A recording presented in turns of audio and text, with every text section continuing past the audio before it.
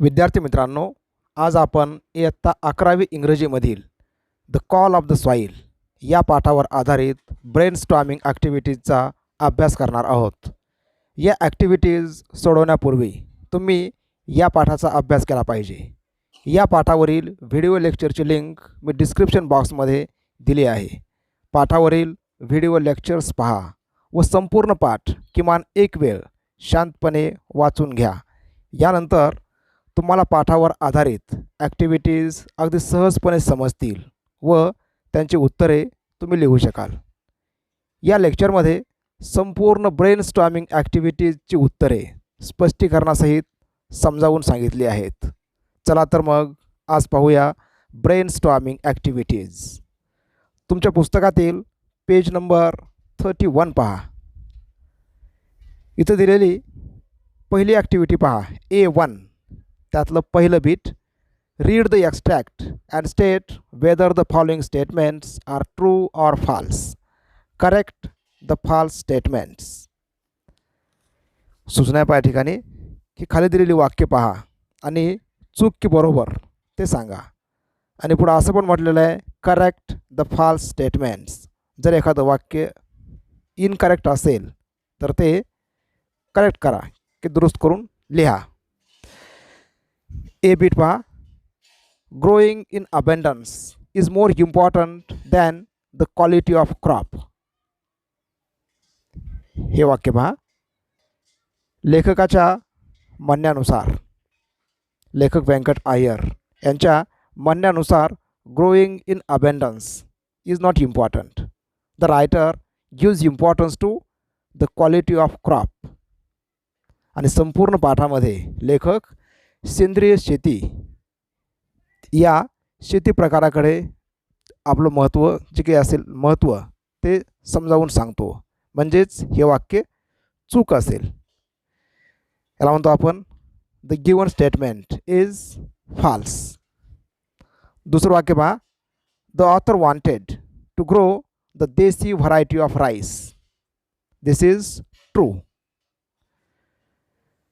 तिसरं वाक्य पहा, the author did not succeed in finding Kasbai. It is also incorrect. इथं उत्तर असेल पहा, the author succeeded in finding Kasbai rice. नंतर डी बीट पहा, the aroma of desi rice would spread around the village. This is true. नंतर पहा bit number E, newer hybrid crops have a great appetite for chemicals. This is also true. The author is an example of reverse migration. This statement is also true. इथं पहा reverse migration म्हणजे सहसा migration म्हणजे स्थलांतर. खेड्यातून लोक स्थलांतर शहराकडे करतात. परंतु जर शहरातून लोक खेड्यात स्थलांतर करत असतील तर याला म्हणतो आपण reverse migration. You know the writer is टेकी टर्न फार्मर. की तंत्रज्ञानाच्या क्षेत्रामध्ये काम करणारा एक माणूस म्हणजेच आपला लेखक एका खेड्यात राहण्यासाठी येतो. हे उदाहरण कसं आहे, an example of reverse migration. So the given statement is correct. It is true. नंतर पहा पुढची activity, complete the flow chart. Consider this as an example of note making. इथं म्हटलं पहा complete the given flow chart. आणि असंही पहा की हा फ्लो चार्ट म्हणजे एक्झाम्पल ऑफ नोट मेकिंग आहे की ज्याला म्हणतो आपण verbal to non verbal form. जी दिलेली माहिती आहे उतार्यामध्ये ती इथं लिहितो आपण डायग्रामच्या स्वरूपामध्ये, पॉईंट्समध्ये लिहितो आपण. It is an example of note making. इथं पहा title of the flow chart, discovery of Kasbai rice. लेखकाने कसबाई राईस कशा प्रकारे शोधून काढला यासंबंधी हा फ्लो चार्ट आहे. First point and last point is given to us. पहिला पॉईंट पहा, April 2005 started his search for Kasbai rice. नंतर पुढचे पॉईंट्स मेन्शन आपण करूयात. इथं आपण दुसरा पॉईंट सांगू शकतो, the writer spoke to Baban's father about Kasbai rice. नंतर याच्या पुढची स्टेप असेल he asked sarpanch of Asarwari village. नंतर याच्या पुढची स्टेप आपण सांगू शकतो he went Boripada a small adivasi village. आणि यानंतर पुढची स्टेप असेल brought Kasbai rice from an adivasi woman in a remote area. In this way we may complete the given flow chart. पुढची ॲक्टिव्हिटी पहा. Read the text and fill in the blanks. One is done for you. Now once again read the text and fill in the blanks. The author wanted to grow organic moong. उदाहरण आपल्या ठिकाणी लिहून दाखवलेलं आहे. पुढचं पहा bit number बी. मोरू दादा wanted to spray dash on the moog crop. What is the answer? Answer is pesticide. Moru Dada wanted to spray pesticide on the moog crop. नंतर पहा bit number C. Baban's father and some elders mention the name of काय असेल पुढं कसबाई rice. नंतर पहा bit number D. Hybrids need more dash said Dehu Handa. इथं answer असू शकेल hybrids need more water fertilisers and pesticides said Dehu Handa. Who is Dehu Handa? You know an ex sarpanch. नंतर पहा bit number E. The author brought dash kilos of rice from an Adivasi woman who lived in remote hills. The उत्तर असेल the author brought 10 kilos of rice from an Adivasi woman who lived in remote hills. Now see A2. Next activity. List the reactions of the agricultural officer to the author's inquiry about Kasbai rice seeds. One is done for you.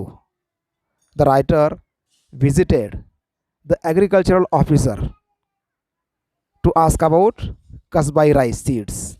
Now, about this incident, this activity is asked. Reactions of agricultural officers. इथं पहिलं दिल्या ठिकाणी पहा he had not heard of Kasbai. हा जो कृषी अधिकारी होता की त्यानं कसबाई तांदळाविषयी काहीही ऐकलेलं नव्हतं. Mention 2 more points. इथं आपण म्हणू शकतो there was no rice by this name. आणि तो अधिकारी सांगतो की या नाव तांदूळ नसतोच. नंतर तुम्ही पुढचं वाक्य सांगू शकाल he offered free hybrid seeds of rice to the writer.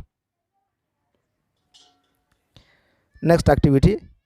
Go through the text once again and note down Dehu Handa's fond memories of Kasbai in your exercise book. One is done for you. You know, the writer spoke to Dehu Handa about Kasbai rice, and while talking about Kasbai rice, Dehu Handa, the ex-sarpanch, became emotional. Now about this incident, this activity is asked. Dehu Handa has fond memories of Kasbai. They are as follows. पहिलं पहा it needs less rain. Now we have to mention again 2 memories. इथं म्हणू शकू आपण it has alluring aroma. Alluring means attracting. Aroma means scent. It has alluring aroma. हा एक point असेल. पुढचा एक पॉईंट लिहा Kasbai is a long duration crop. Now in this way we may mention these 3 points here. The writer says he grew an awful lot of moog.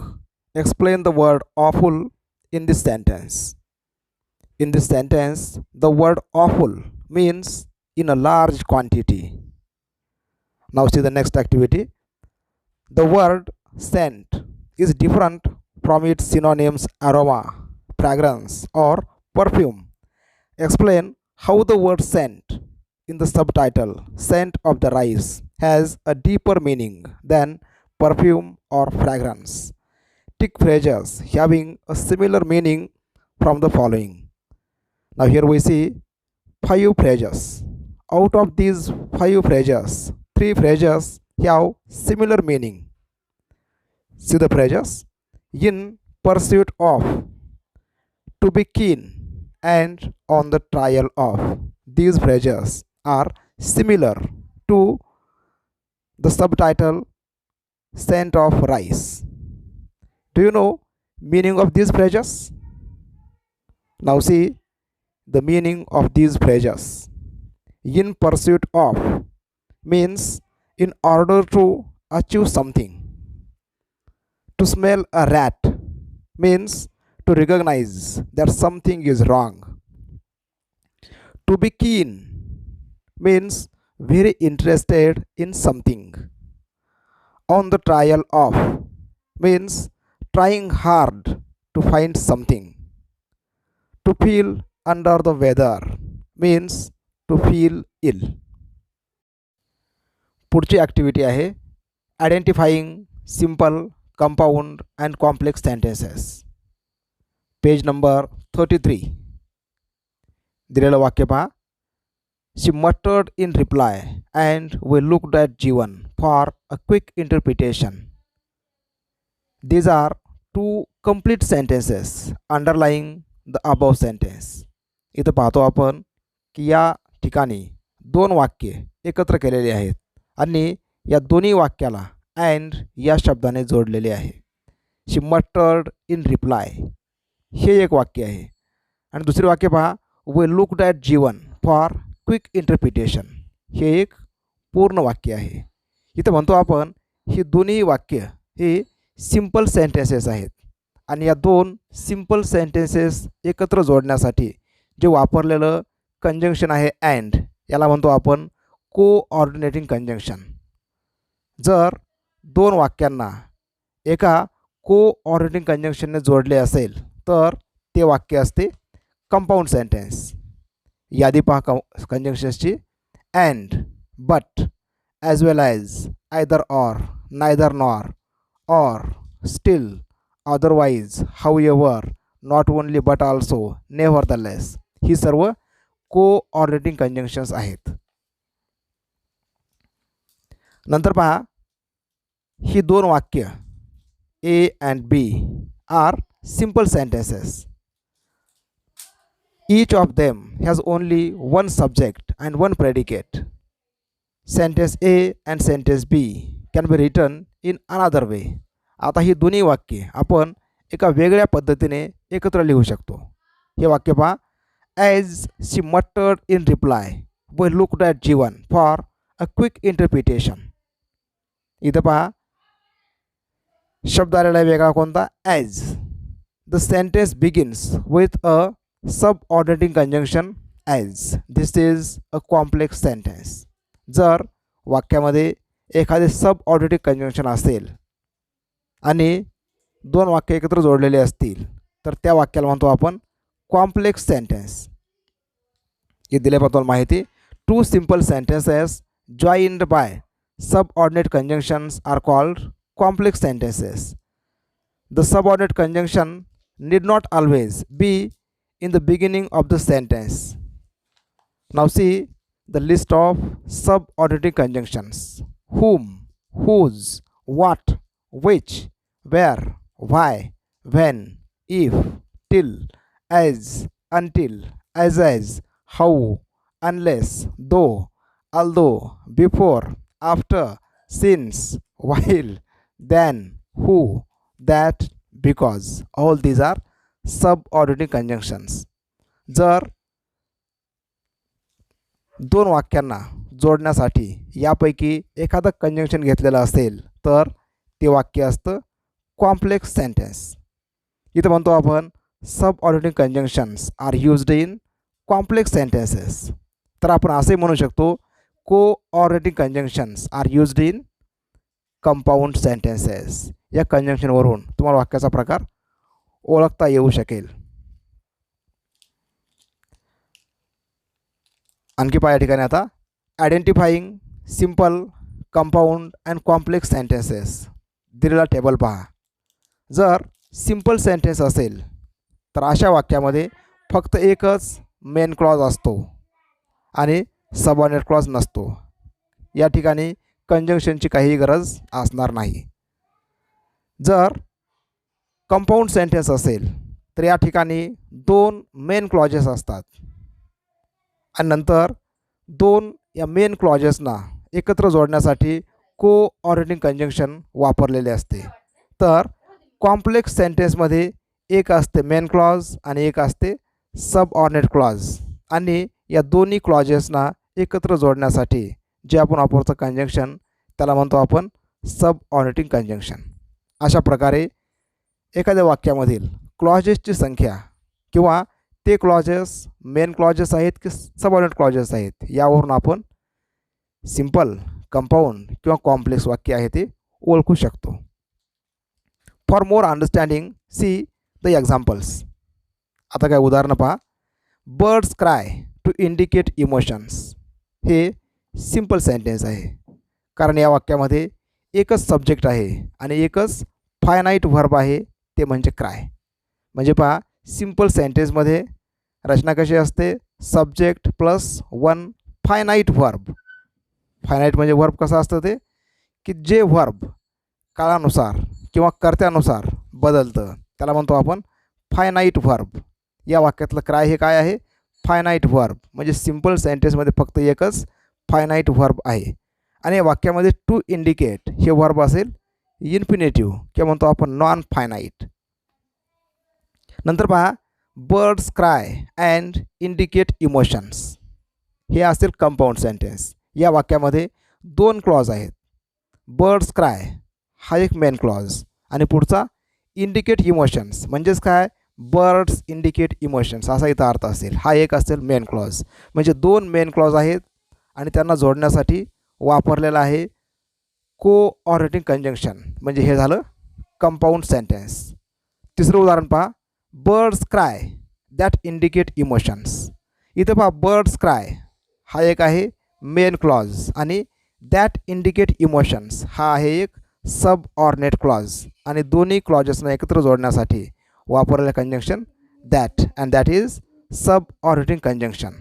अशा प्रकारे आपण वाक्याचा प्रकार ओळखू शकतो. वाक्य सिंपल आहे, कंपाऊंड आहे की कॉम्प्लेक्स आहे. इथं तुम्हाला एक दिलेली आहे पहा ॲक्टिव्हिटी.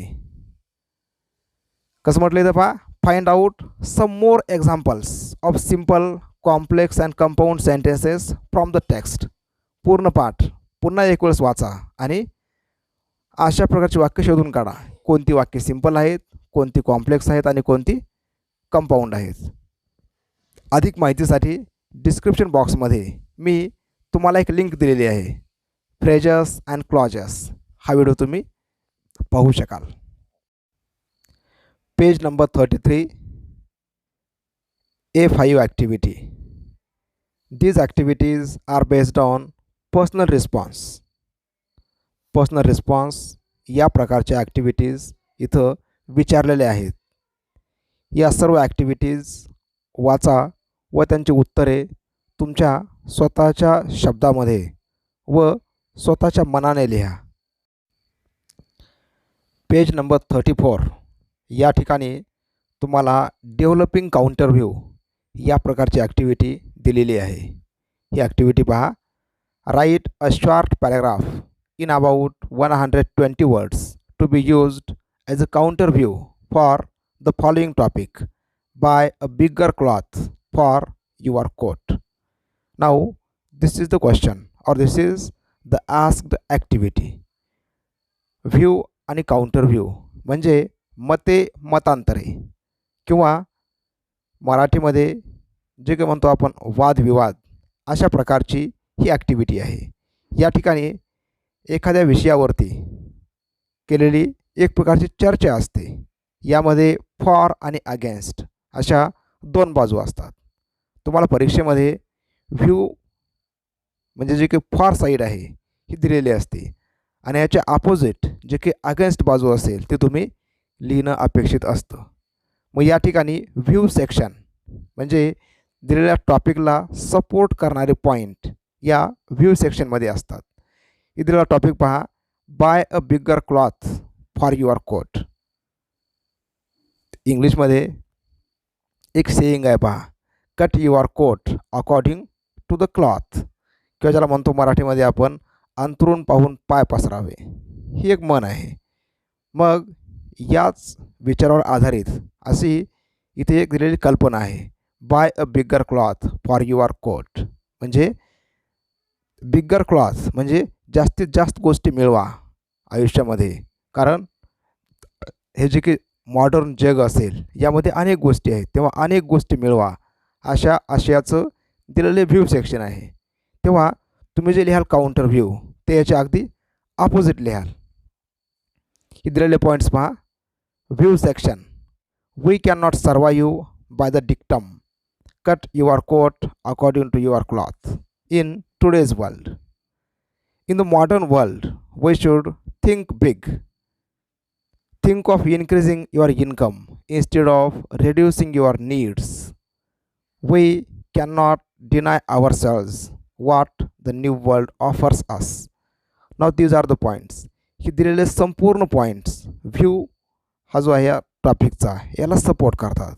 म्हणजे ते कसं आहे पहा, पॉईंट नंबर 3 पहा, think of increasing your income instead of reducing your needs. म्हणजे जास्तीत जास्त गोष्टी मिळवण्याचा प्रयत्न करा, तुमचं उत्पन्न वाढवा, तुमच्या गरजा कमी करण्याचा विचार करू नका. आणि हे आधुनिक जग आहे, या ठिकाणी थिंक बिग अशा प्रकारचे विचार सांगितलेले आहेत व्ह्यू सेक्शनमध्ये. मग जेव्हा तुम्ही लिहाल काउंटर व्ह्यू, या ठिकाणी तुम्ही हे दिलेले पॉईंट्स किंवा हे मुद्दे खोडून तुमचं मत मांडाल. नाव सी द काउंटर व्ह्यू. हे तुमचं जे उत्तर असेल ते उत्तर लिहायचं तुम्हाला in a form of paragraph in about 120 words. हे जे काही टायटल असेल ते असेल व्ह्यूच्या ऑपोजिट असेल. Now see the answer. Counter view, don't buy a bigger cloth for your coat. आता पहा, व्ह्यूमध्ये कसं म्हटलं होतं, buy a bigger cloth for your coat. याच्या ऑपोजिट आपण म्हटलं काउंटर व्ह्यूमध्ये, don't buy a bigger cloth for your coat, किंवा याच अर्थाचं तुम्ही एखादा नवीन टायटल लिहू शकता. नंतर पाहिलेला paragraph, we should always remember the saying cut your coat according to the cloth. Our needs are limited but our wants are limitless. Human greed is never ending and never satisfying. Greed is the root cause of evil. In the modern world, we should think big, but we should not behave as a selfish person. If we increase our income, it increases stress and tension too. Sometimes we may buy a bigger cloth, but we cannot wear a bigger coat. We must remember contentment is happiness. Though the world offers a lot of things to us, we should take the required things only. Therefore, don't buy a bigger cloth for your coat. Now, this paragraph is prepared as a counter view to the given topic. अशा प्रकारे तुम्ही परीक्षेमध्ये counter view लिहू शकाल. पुढची activity पहा, organic farming is the need of the time. Write your views in favour and against the statement. इथं तुम्हाला दिलेला टॉपिक आहे, organic farming is the need of the time.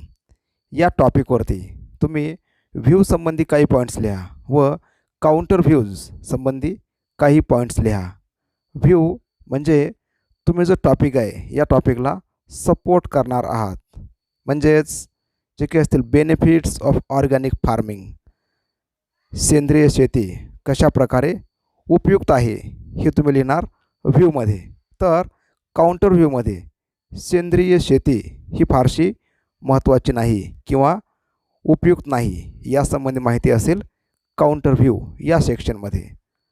दिलेले हे जे काही 2 पॉईंट्स आहेत, व्ह्यू आणि काउंटर व्ह्यू, यासंबंधी तुम्ही काही पॉईंट्स लिहू शकता. आता याचे उत्तर पहा. सुरुवातीला पहा व्ह्यू सेक्शन. इथं तुम्ही सांगू शकाल organic farming is the call of the soil. We get good quality crops. Soil becomes fertile. Farming without pollution. Way to sustainable development. हे सगळेच पॉईंट्स व्ह्यू जो काही आहे याला ते सपोर्ट करतील. नंतर पहा काउंटर व्ह्यू सेक्शन. मग इथं माहितीच्या अगदी ऑपोजिट लिहिली पाहिजे. मग इथं आपण म्हणू शकू organic farming can not fulfill the demand of the food. Organic farming is not suitable today. पुढचा पॉईंट पहा role of cash crops is important but in organic farming cash crops are neglected. आणि शेवटचा point little yield there is no good production. अशा प्रकारे तुम्ही counter व्ह्यूमध्ये हे points लिहू शकाल. See page number 34. The last activity is based on appeal writing. See the question. Appeal your classmates to say no to junk food. Write an appeal to prefer organic food over junk food. Appeal writing हा जो काही topic असेल याचा मुख्य उद्देश असेल to create social awareness, की लोकांमध्ये जागृती करणे, लोकांना एखाद्या गोष्टीचं महत्त्व पटवून देणे यासाठी अपील लिहिले जातात. या ठिकाणी से नो टू जंक फूड. हे जे काही जंक फूड आहे किंवा जे काही फास्ट फूड आहे ते आरोग्यासाठी घातक आहे, ते आपण सोडून दिलं पाहिजे आणि ऑर्गॅनिक फूड हे आपण घेतलं पाहिजे. या थीमवरती तुम्हाला एक अपील बनवायचं आहे. तेव्हा हे अपील बनवत असताना इथं तुम्हाला लिखाण कमीच असेल, नियर अबाउट 40 to 50 वर्ड्स. एक 30-40 शब्दामध्ये तुम्ही अपील लिहू शकता. परंतु अपील लिहित असताना ते आकर्षकपणे लिहिलं पाहिजे. त्यामधले जे काही लँग्वेज असेल it should be catchy language. Use quotations. You may draw pictures to make it more and more attractive. आता याचं उत्तर पहा. Say no to junk food and say yes to organic food. Friends, don't eat unhealthy over processed junk food. It is sweet poison. Prefer organic food for good health. You know, health is wealth. Eat to live and not live to eat. Say no to junk food. Now in this way तुम्ही prepare and appeal, तुम्ही अशा प्रकारचा appeal तयार करू शकाल. Dear students, write all these activities in your notebook. For more videos subscribe my YouTube channel. Thank you for watching. Have a nice day.